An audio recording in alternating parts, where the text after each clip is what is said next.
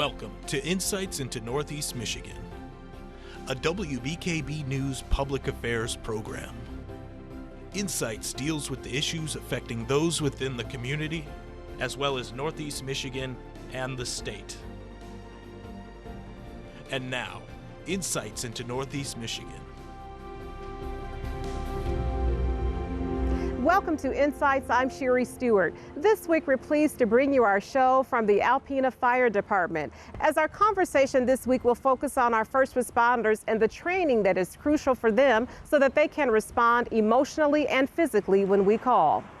Well, joining me now is Deputy Chief Training Officer Rob Edmonds, and we are inside of a training facility, I guess we want to call it, for the Alpena Fire Department. And we want to thank you, Deputy Chief, for joining us today. Oh, you're welcome anytime. So can you explain to our viewers, explain for us, what is it that we actually saw? Some incredible training, but what exactly are all of the first responders going through? Sure. So our department, we have 27 personnel within our department, and every week we do different training. For the past 6 weeks, we've been training on firefighter safety and survival techniques. These are techniques that can help them if they get themselves stuck or in distress while they're trying to rescue and serve the public.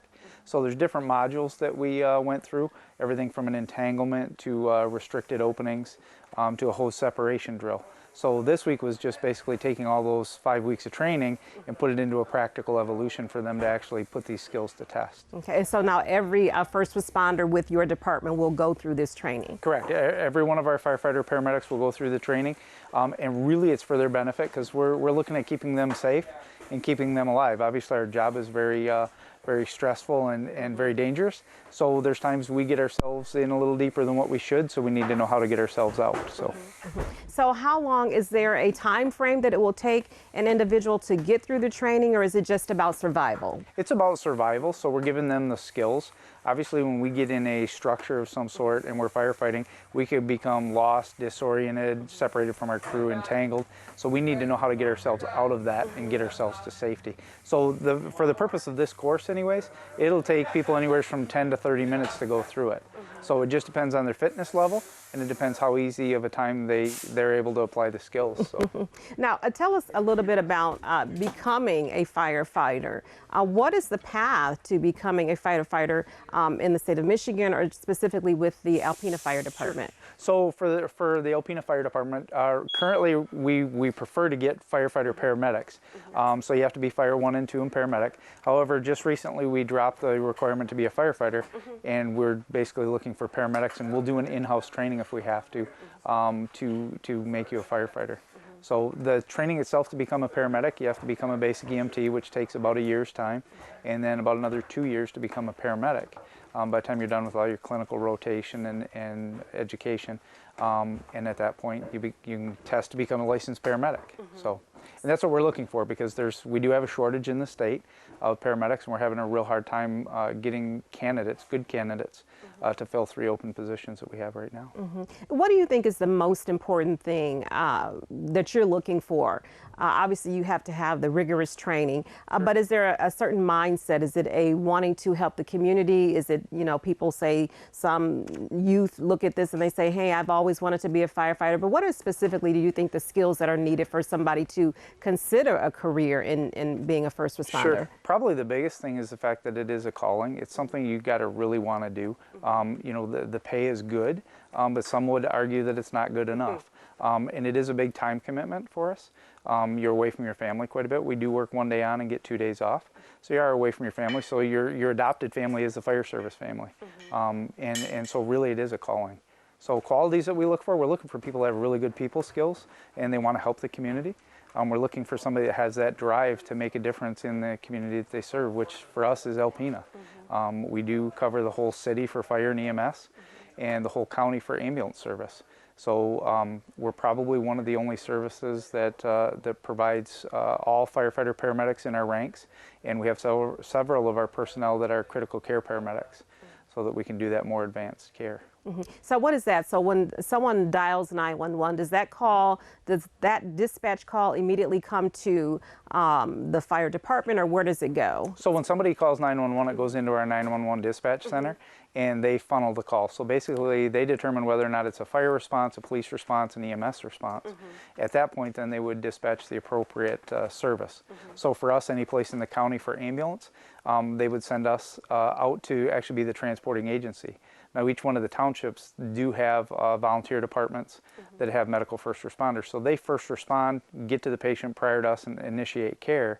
And then we would actually do the transport and do the paramedic end of the care to get somebody to the hospital.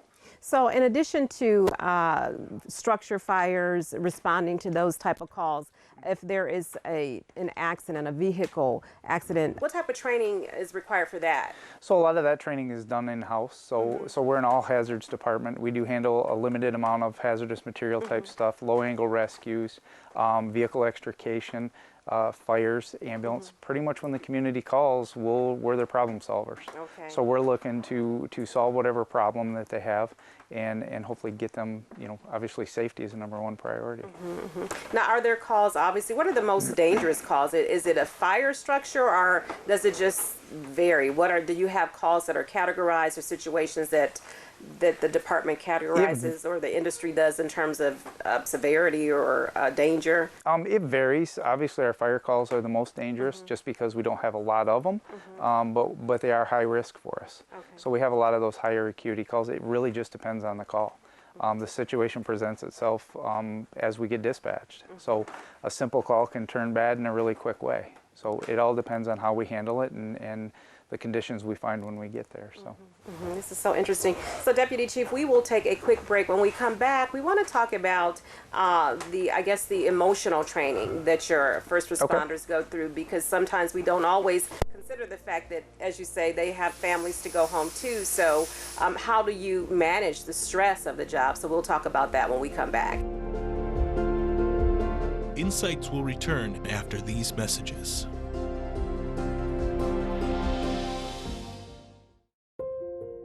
Welcome back to Insights, everyone. We are on site at the Alpena Fire Department training facility, and joining me to continue our conversation is Deputy Chief Training Officer Rob Edmonds. And I want to thank you again for joining us. And I know at the break we were talking about some of the training that our first responders have to go through in order to deal with their emotions. So what does some of that training look like? I don't think we always consider that if there is a structure fire or some type of call that you go on, sometimes there's fatalities, unfortunately. So how do you manage those emotions? So there's a couple different ways that we manage it, and obviously it's with our support structure. And for a lot of us, our support structure is our family. Our family carries a lot more of the burden than we do, because there is times that, due to these bad calls, we don't necessarily come home and talk about it. Just because it's just something we don't do. There's a lot of privacy issues, absolutely. and it's hard to try and explain that stuff and recall it, I guess you could say. The other support structure that we have is within our own department. So the department itself, we offer a couple different options for people. There is the employee assistance program that we have, so people can obviously get some counseling. Sure. But the big thing that we use is after every call like that is critical in nature or unusual in that we have a death or a sudden expected thing that happens, we utilize what's called critical incident stress management, and we have a debriefing. So basically we bring in healthcare professionals that are specialized in police, fire, EMS type psychological evaluations, I guess. And we sit down as a group, and the whole basis behind it is just talk about your feelings and go through, not necessarily to recall what's going on, but kind of find out ways other people are dealing with it and get suggestions on how we might deal with it personally ourselves. And is that helpful in terms of not having to bring the job home with you, so that you're able to, I guess, get some type of release, but it doesn't have to be at the expense of your family or friends? Sure, it does, and it really helps, and we try and do that within the first 24 hours after a critical incident like that. The big thing is a lot of guys, that release that you talked about, people have hobbies, and we try and encourage that. And some people, they're into weight training or exercising. Other people, it's hunting, it's fishing, it's doing those type of things. So it's things to kind of desensitize you to, I don't want to say get you to forget those bad calls, but it kind of takes your mind off from it. There are calls that really never leave you. You'll always remember them. And that's the nature of the game. We do try and do everything we can as far as offer counseling and help to people in the case that you can't get that off your mind. And really professional help is really where it's at. So, but really our support structure of our friends, family, and coworkers, that's really huge. And we do around the station, we talk about these calls quite a bit, just because there are some people that need to just get it off their chest and talk about it. So, now, how has this whole COVID-19 pandemic, how has that changed your work, your preparation, your interaction? How has that changed? Sure. Well, just like everybody else, it's consumed our daily station life, and we've had to make adjustments pretty much due to the CDC making all kinds of changes, just because there's a lot of unknowns with COVID. So as things change, we have to adapt and change as well. And for us, it means a lot of times we're wearing more personal protective equipment on these EMS calls. So now you'll see us with our gowns, our eye protection, our face coverings, and our gloves. So we're trying to do everything we can to minimize that. The other thing we have is we disinfect after every call. So we come back and we pretty much strip down the rig from top to bottom and go through it with a disinfectant and make sure everything is cleaned and pretty much spotless. We did a good job before, but now we're hyper vigilant on it just because we don't want that spread not only to us, but to the community. With the amount of patients that we have in Alpena County, we've had pretty much zero exposure here at the fire department where anybody's been positive. So that says a lot to our decontamination process, and our guys have been really great about it. So it is stressful in that aspect, just because there is that fear that you might bring it home. And most of the people here have young children, or spouses or parents, grandparents.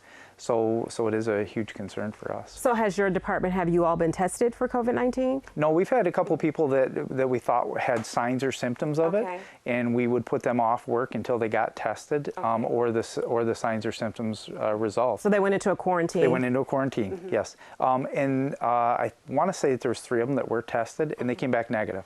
So they were able to resume to work once they had their signs and symptoms reside. So you obviously, again, have had to make a lot of changes because of COVID-19. Do you ever foresee not having to come back and sterilize and do those? Seems like good things to do anyway. Do you think that you will ever relax that process, or is that just going to be your new normal in the department? I think for us it's going to be a new normal. We've always done a good job of decontaminating, but now we're taking extra steps just to make sure. And realistically, yeah, this was a virus that's been kind of unknown and it's taken over our lives. But tomorrow could be another virus, and the next day could be another. So for us, it's just about staying vigilant to make sure that we keep the exposures down. What are some of the unknowns about this profession that you would like people to know? Oh, every day's a new adventure. It really is. You don't know. That's probably what draws a lot of people to this profession, is every day you come to the station, you don't know what's going to unfold for the day. Some days we're extremely busy. We've had days when we do 30 calls in a day, and they vary in all different types. So if you like variety and like the challenge, and there's a little bit of an adrenaline rush to it, and that's what kind of interests a lot of people initially. So it sounds a little bit like journalism, but not so much. We don't have to carry that much equipment. That is true. That is true. So I know, Deputy Chief, you do have an important millage vote coming up in another couple weeks, August 4th. So we'll talk about that when we come back. Insights will return after these messages.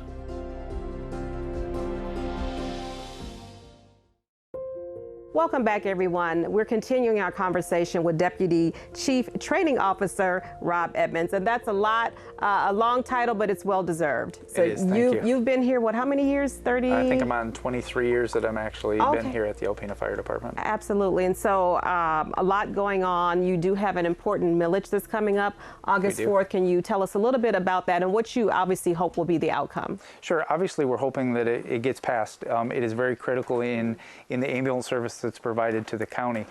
We are the only transporting agency in the county of Alpena that serves for that millage itself.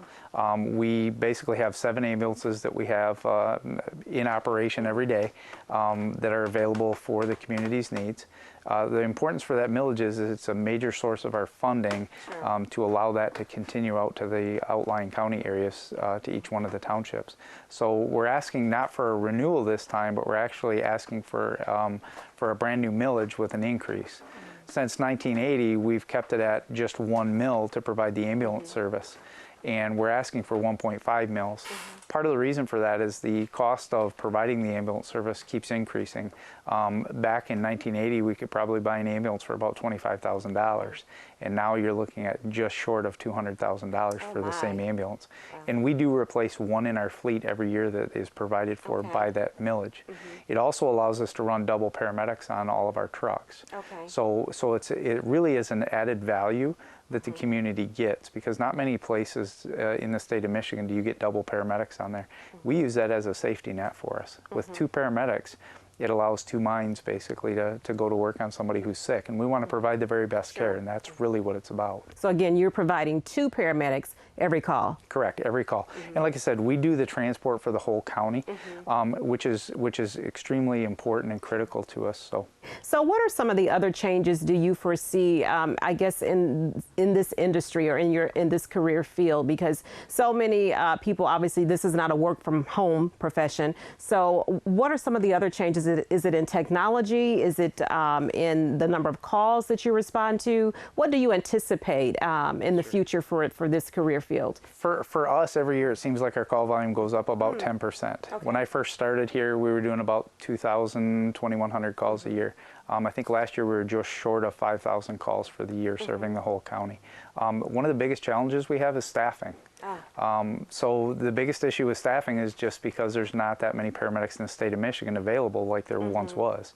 We're not graduating out enough people out of the paramedic programs to fill all the paramedic slots in the state of Michigan. So really for us, recruitment and retention and staffing are our biggest things that we have. Technology-wise, just like any medical field, it's always changing, so we've adapted to the changing.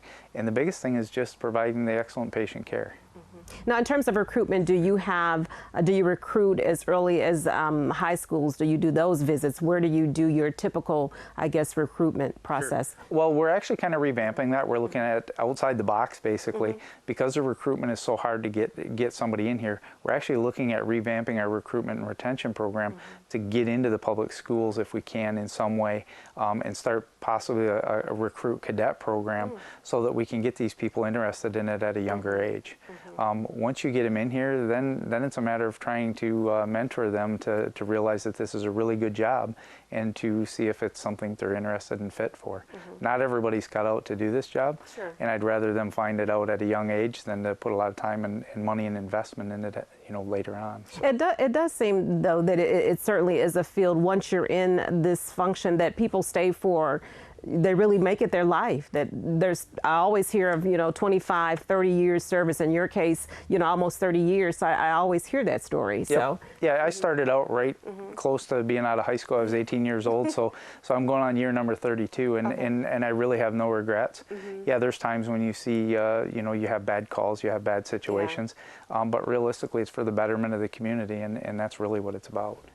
What would you like to see going forward in this profession, for firefighters nationwide? What would you like to see? Is there something that you all need? Is it more, I guess, as in this case, obviously, good recruits, obviously, but is there anything else that you really feel that will really be a benefit to this field? Boy, I think just the benefit is the personnel, the people. It really is in the people.